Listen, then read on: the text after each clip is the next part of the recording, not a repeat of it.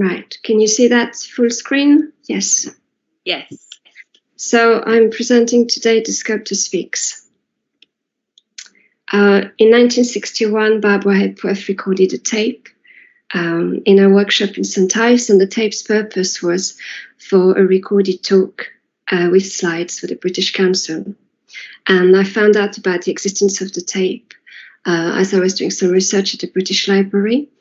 I started at that time composing from her writings for my project called Hepworth Resounds, but I was very eager to work with a voice.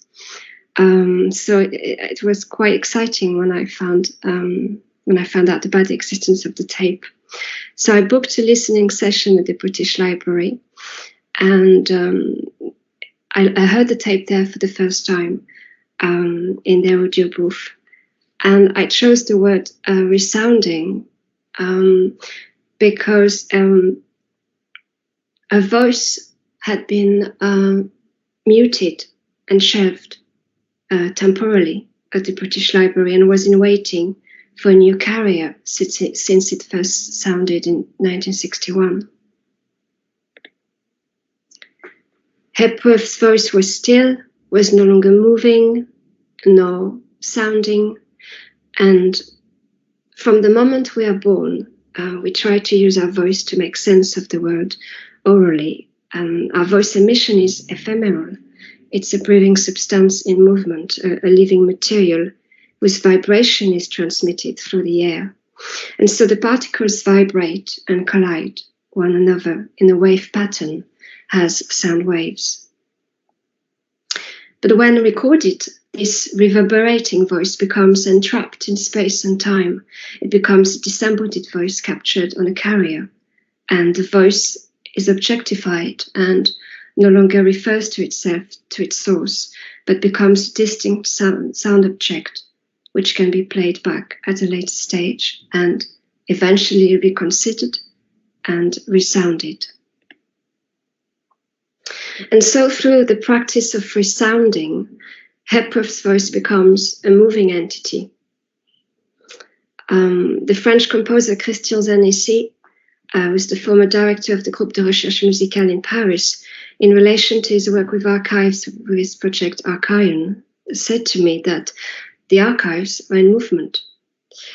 And he added that we often believe that a work from the past, an archive, is fixed forever. However, what is not fixed is the context.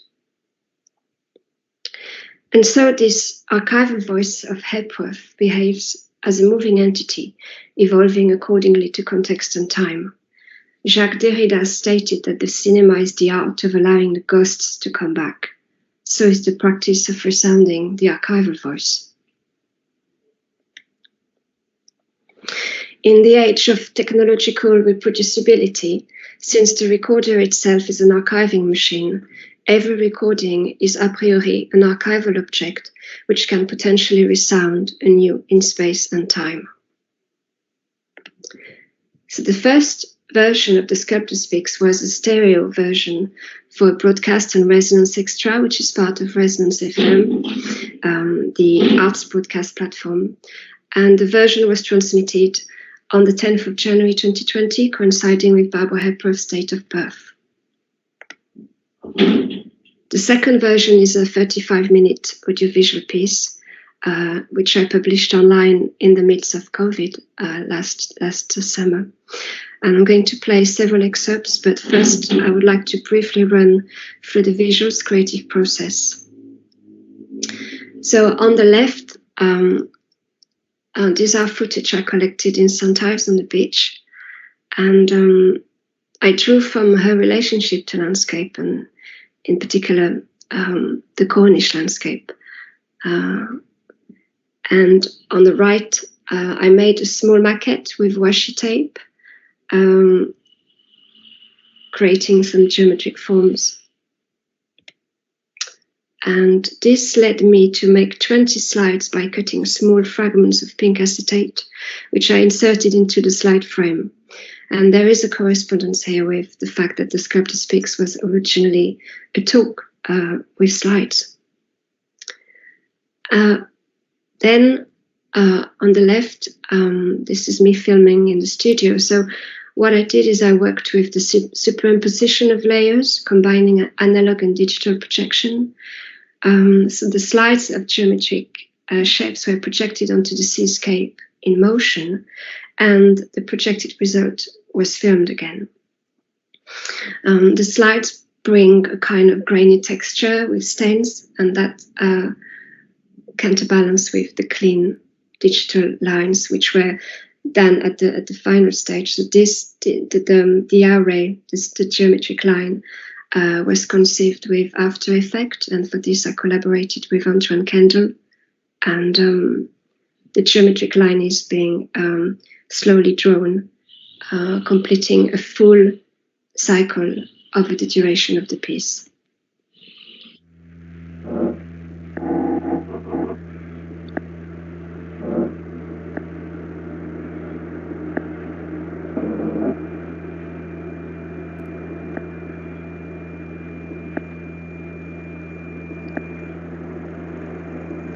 Form.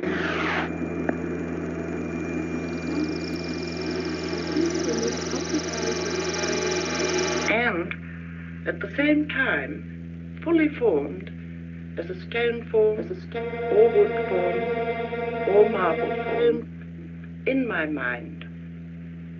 I am basically and primarily a carver, and the properties of stone and wood and marble have obsessed me all my life. This feeling for material and conviction about truth to material is not, in my case, a matter of just letting the material inspire me. On the contrary, the completed image occupies my mind first. Fully formed as a stone form, or wood form, or marble form, in my mind, before I start sculpture.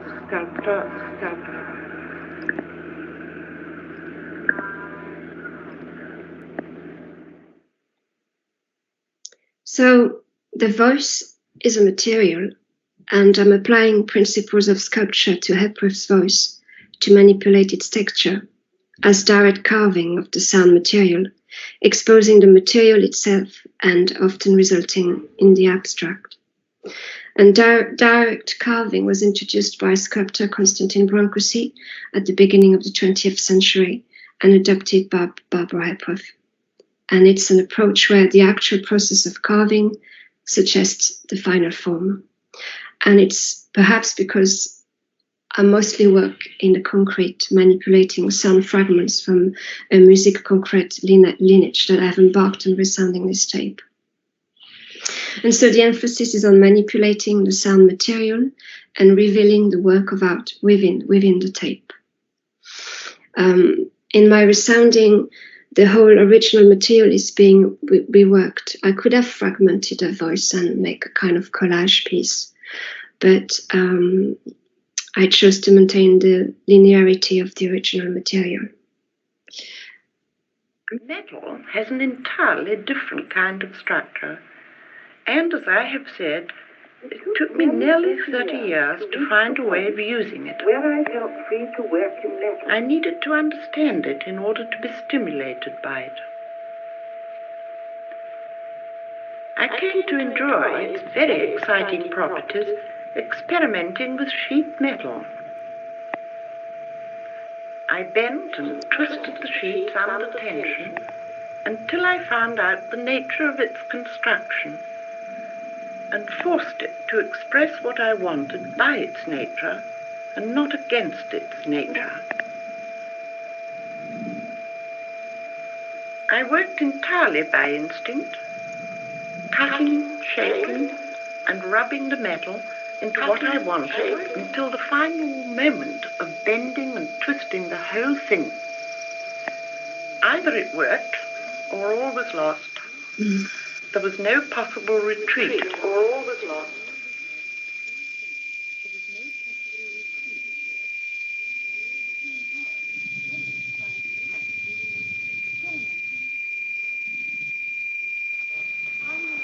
There was no possible retreat, or all was lost.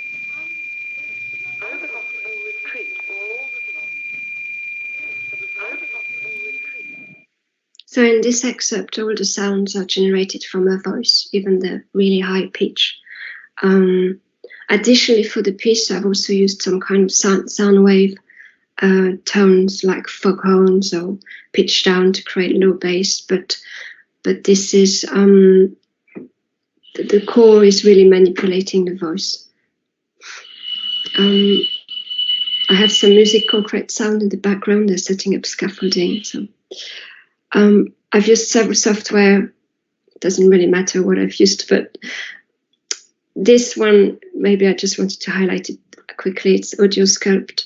It allows you to draw on the graphical representation of the voice of Barbara Hepworth using filters. One of the key questions was, how far do I allow the abstraction of the words? As you've noticed, her voice is incredibly melodic, and the Yorkshire accent has faded in favour of a BBC received pronunciation, which can perhaps appear a bit dated. And as I'm navigating between voice and sculpture, these two notions of voice and sculpture, the question was, how far do I allow the abstraction of the words? And I wanted to convey and transmit the message, which is a formidable insight on a creative process.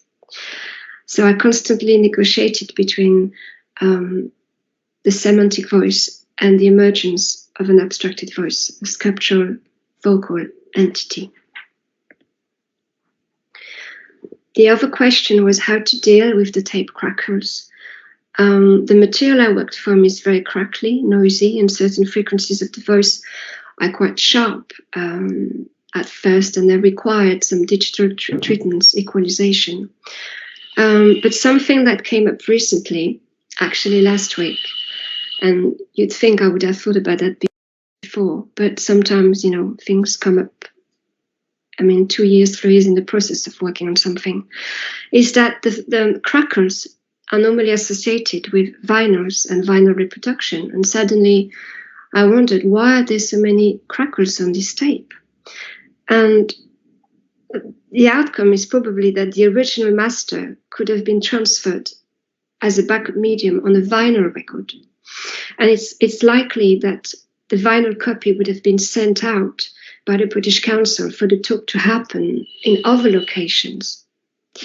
And so that would explain also why the duration is 32 minutes on the original tape.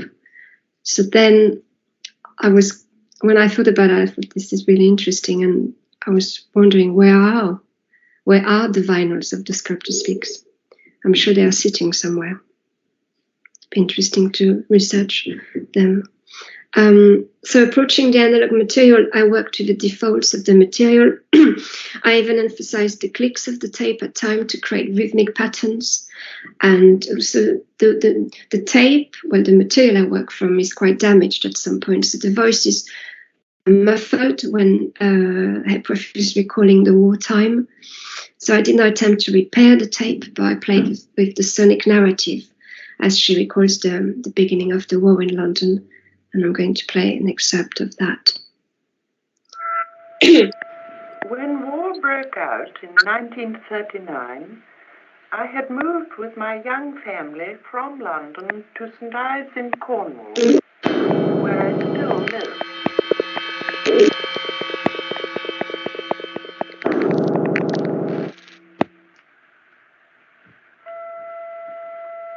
The grandeur of the horizon and the strong pagan landscape of Cornwall gave me a more strongly developed preoccupation with the formal rhythm which would convey my response to this environment. Cornwall as a landscape,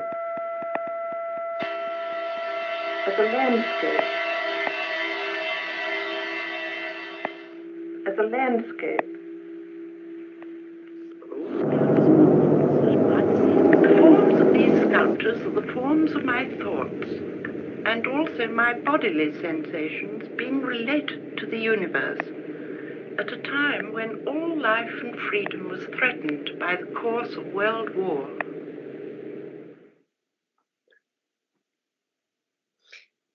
The compositional process of resounding the sound archive is at the center of attention, moving between preserving the archival material and touching it to manipulate it with digital tools.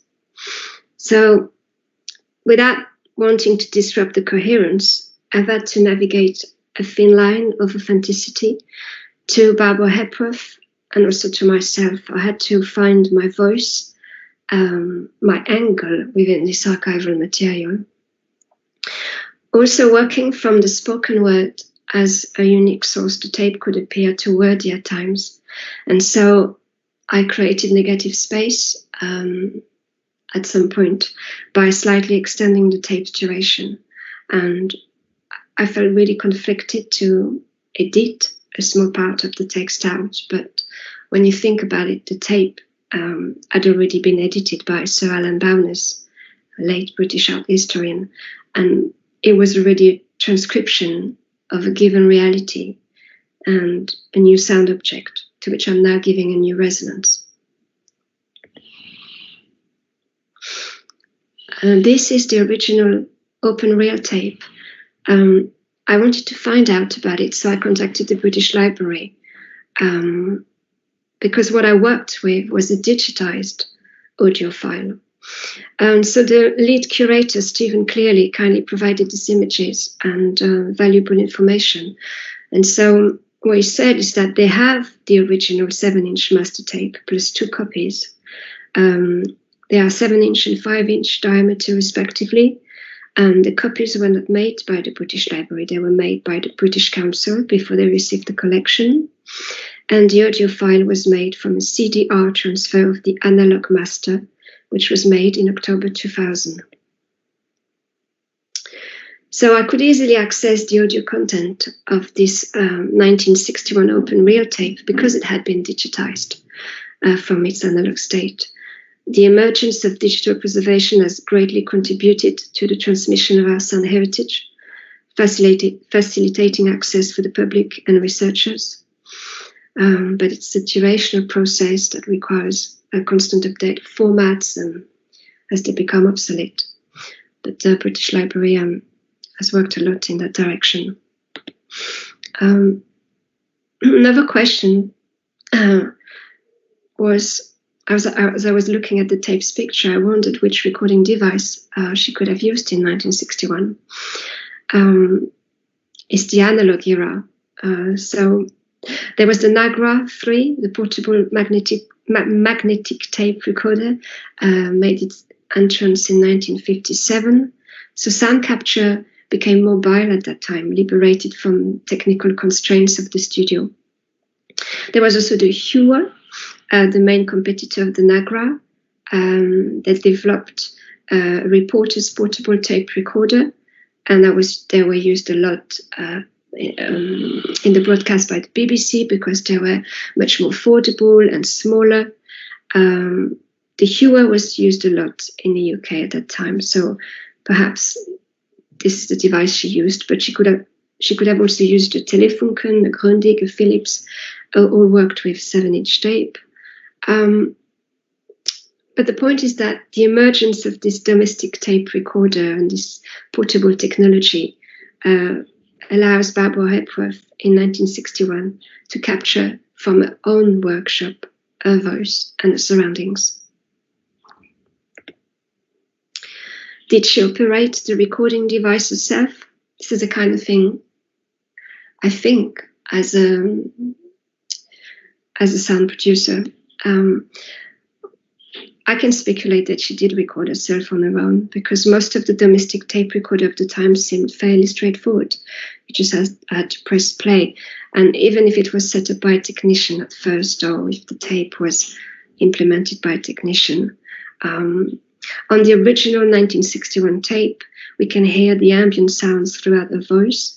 And from the sound quality of the tape, I assume that she did record at different times, not necessarily the same day, because the frequency of a voice is fluctuating with completely different background ambience. And so we know that Barbara Hepworth was keen on documenting her practice through writings with an extensive body of writing. So this was a new medium for her to document her practice. The sculptor documents the creative process in situ, surrounded by sculptures anticipating current sound practices with the ubiquitous home studio.